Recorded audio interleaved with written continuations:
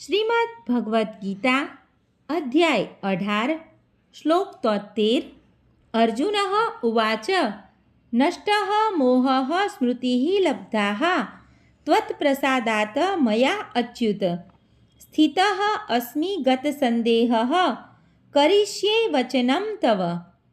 અનુવાદ: અર્જુને કહ્યું, હે કૃષ્ણ, હે અચ્યુત, હવે મારો મોહ દૂર થઈ ગયો છે.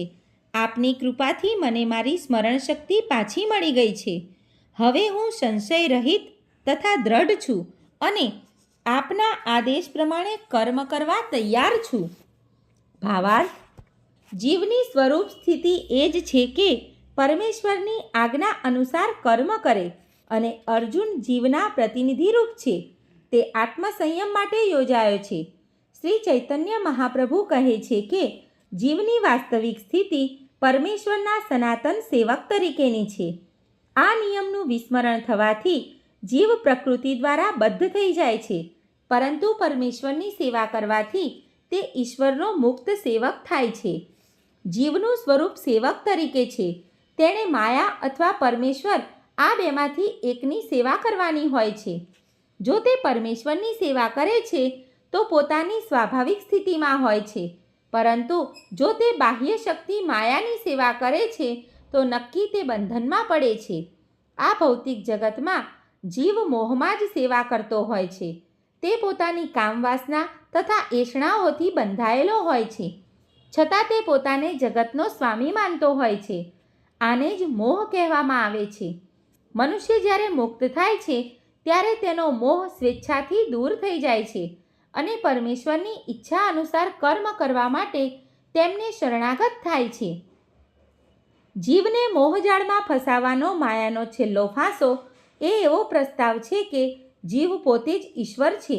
જીવ વિચારે છે કે હવે પોતે બદ્ધ જીવ રહ્યો નથી, હવે તે ઈશ્વર બની ગયો છે. તે એટલો મૂર્ખ છે કે એમ પણ વિચારતો નથી કે જો તે ભગવાન હોત તો આવા સંશયગ્રસ્ત શા માટે રહેત. તે આ બાબતે વિચાર કરતો નથી, એટલે જ તે માયાનો અંતિમ ફૂંફાળો છે.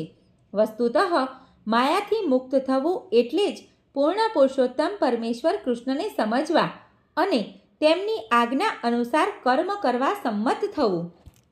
આ શ્લોકમાં મોહ શબ્દ બહુ મહત્વપૂર્ણ છે. મોહ જ્ઞાનનો વિરોધી હોય છે. વસ્તુતઃ સાચું જ્ઞાન તો એવી સમજણ છે કે જીવ માત્ર ભગવાનનો સનાતન સેવક છે, પરંતુ એ અવસ્થામાં પોતાનો વિચાર કરવાના બદલે જીવ એમ માને છે કે પોતે સેવક નથી તથા પોતે આ ભૌતિક જગતનો સ્વામી છે, કારણ કે તે પ્રકૃતિ ઉપર પ્રભુત્વ જમાવવા માગે છે. આ જ તેનો મોહ છે. આ મોહ ભગવત કૃપાથી કે શુદ્ધ ભક્તના અનુગ્રહથી દૂર થઈ શકે છે. જ્યારે તે મોહ દૂર થઈ જાય ત્યારે મનુષ્ય કૃષ્ણ ભાવનામૃતમાં કર્મ કરવા રાજી થાય છે. કૃષ્ણની આજ્ઞા પ્રમાણે કાર્ય કરવું એ જ કૃષ્ણ ભાવનામૃત છે. માયાથી મોહગ્રસ્ત થયેલો બદ્ધ જીવ જાણતો નથી કે પરમેશ્વર જ એવા સ્વામી છે કે જેઓ જ્ઞાનમય છે અને સચરાચરના સ્વામી છે. તેઓ પોતાના ભક્તોની મરજી મુજબ જ બધું જ આપી શકે છે. તેઓ સૌના મિત્ર છે અને પોતાના ભક્તો પ્રતિ વિશેષ કૃપાભાવ રાખે છે. તેઓ આ ભૌતિક પ્રકૃતિ તેમજ સર્વ જીવાત્માઓના અધિક્ષક છે. તેઓ અક્ષયકાળના પણ નિયંત્રક છે અને સમસ્ત ઐશ્વર્યો તથા શક્તિઓથી સભર છે. પૂર્ણ પુરુષોત્તમ પરમેશ્વર ભક્તને પોતાનું પણ દાન આપી દે છે. જે મનુષ્ય તેમને જાણતો નથી તે મોહના માયાવી પ્રભાવ હેઠળ હોય છે.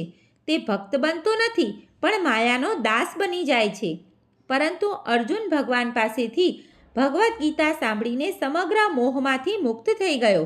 તે સમજી શક્યો કે કૃષ્ણ તેના મિત્ર છે. એટલું જ નહીં પણ પૂર્ણ પુરુષોત્તમ પરમેશ્વર સુદ્ધા છે અને તે કૃષ્ણને વાસ્તવમાં સમજી ગયો. માટે ભગવદ્ ગીતાના પઠનનો અર્થ એ થયો કે કૃષ્ણને વાસ્તવિક રીતે સમજવા. મનુષ્ય જ્યારે પૂર્ણ જ્ઞાનમય થાય છે ત્યારે તે સ્વાભાવિકપણે કૃષ્ણનું શરણ લે છે.